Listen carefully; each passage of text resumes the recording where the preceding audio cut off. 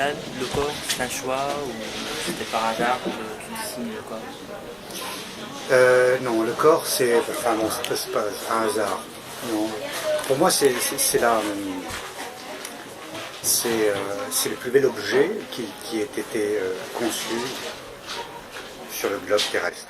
Le corps, c'est un véhicule qui a permis à notre esprit de se transporter d'un point de la naissance à un autre point, qui est le moment où on s'en va de ce monde. Aujourd'hui, lorsque je peins un corps, je le peins comme je peindrais un immeuble, pareil. Ça, c'est une architecture. À partir du moment où on commence à comprendre ce qu'il y a sous la peau, je pense qu'on s'intéresse au corps humain d'une manière différente. Bien sûr que j'y ai pensé à faire autre chose, mais je crois que j'ai pas abouti à ce que je cherche. Mais il y a quelque chose aussi dans la matière, hein. Il n'y a pas que simplement le sujet. Ma recherche est plus vague, hein. Elle est plus générale. J'ai choisi le corps parce que ça me plaît, mais il y a d'autres choses derrière. J'ai envie de le faire vivre. Enfin, c'est faux, ça. J'ai envie de mettre la vie sur la toile.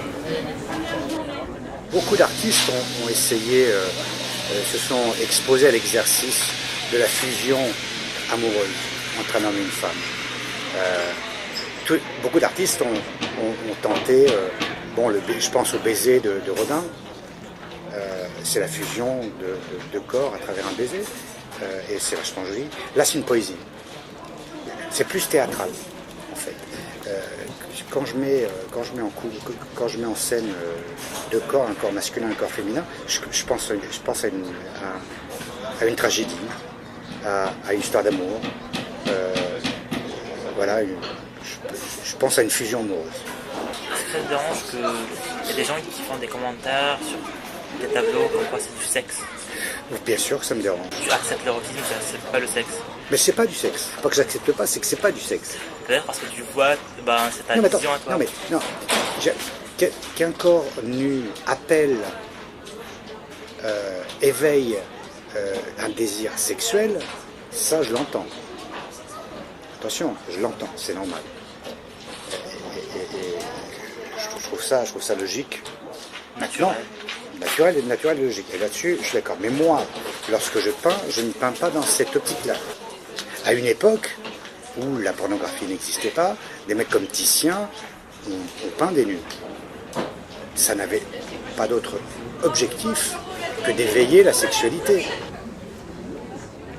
Un corps féminin est apprécié des hommes et des femmes. Les femmes apprécient un nu féminin. Elles apprécient une sculpture féminine. Mais un homme, une œuvre, un dessin, ou une peinture d'homme, ou une sculpture d'homme n'est pas apprécié de la même manière.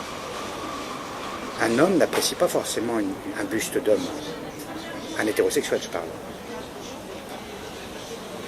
Et les femmes achètent du nu féminin, mais les hommes n'achètent pas du nu masculin, à l'exception des homosexuels.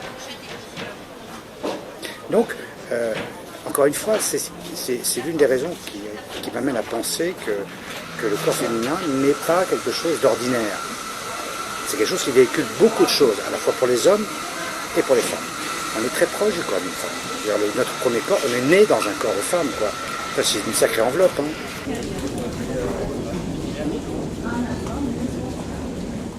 C'est formidable, l'art. C'est un truc on ne se copie pas, on s'inspire les uns les autres.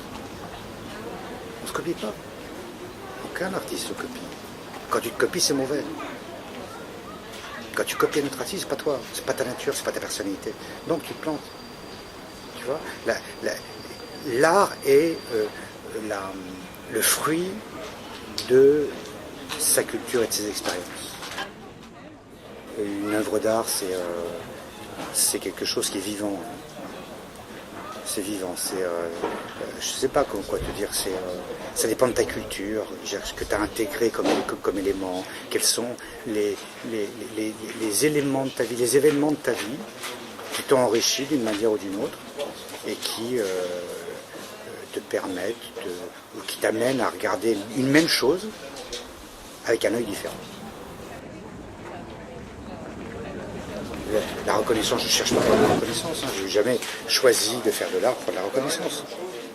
Si j'avais voulu ça, je pense que je m'y serais pris différemment. Vraiment différemment. Je pense pas que ne pas avoir ce rêve-là d'être très connu, très célèbre, comme, je sais pas, comme Picasso, comme ça limite ta créativité. Non, parce que des gens comme Picasso, puisque tu en parles, c'est pas eux qui n'ont pas cherché ça. Je veux dire, ils se sont retrouvés à un carrefour de l'histoire où l'histoire de l'art avait besoin de gens comme Picasso. Ils avaient besoin de gens comme Picasso, comme Dali, comme les impressionnistes, pareil. Ils se sont retrouvés à un carrefour de l'histoire. Bon, et puis derrière eux, il y a eu plein de gens, plein d'artistes qui sont tombés dans un autre carrefour de l'histoire, dans le carrefour de l'oubli. Mais pas parce qu'ils étaient moins bons, parce que simplement l'histoire n'en voulait pas. Bon, donc moi, par principe, sur ce principe-là, je ne cherche pas une célébrité que l'histoire ne me donnera pas. Si l'histoire veut me donner une célébrité, elle me le donnera. Mais tu ne peux pas courir après. Un amateur d'art, est-ce celui qui aime l'art ou est-ce celui qui achète de l'art? Il y a eu des grands courants d'achat d'art dans le monde, mais ils se sont déplacés. Et les grandes tendances artistiques se sont rapprochées de ces courants-là. Ce qui veut dire que les artistes sont intéressés aussi commercialement par un courant porteur commercial d'acheteurs d'art. Aujourd'hui, ce n'est plus Paris, ce n'est plus la France. La Chine, il y a une tendance en Chine, mais ils ont un petit problème avec ça, mais je ne vais pas rentrer dans les détails de ça. Voilà, alors, bon, il y a eu Berlin, il y a eu New York, il y a eu Miami. Aujourd'hui, franchement, c'est difficile de s'imaginer quelle va être la prochaine capitale artistique à investir dans l'art. Difficile à dire. Mais les acheteurs d'art, enfin les amateurs d'art, il y en a eu. Purement, je parle pas de ceux qui investissent. Hein. Il y en a eu, il y en aura partout. L'art est quelque chose d'important, de nécessaire dans l'évolution humaine et des sociétés. On a besoin d'artistes, on a besoin d'œuvres artistiques. Il y a toujours des trucs que tu n'as pas réalisés, tout le temps. Moi, je sais que le jour où je mourrai avec des projets, et tant mieux. Je préfère mourir avec des projets en tête que sans projet, quoi. Parce que sans projet, ça veut dire pas d'illusion, enfin, sans illusion, sans projet, sans avenir. Enfin, je veux dire, non, bien sûr, il y a plein de choses que j'ai pas faites. Bloquer un artiste, moi, je pense qu'il n'y a que la mort qui peut l'arrêter.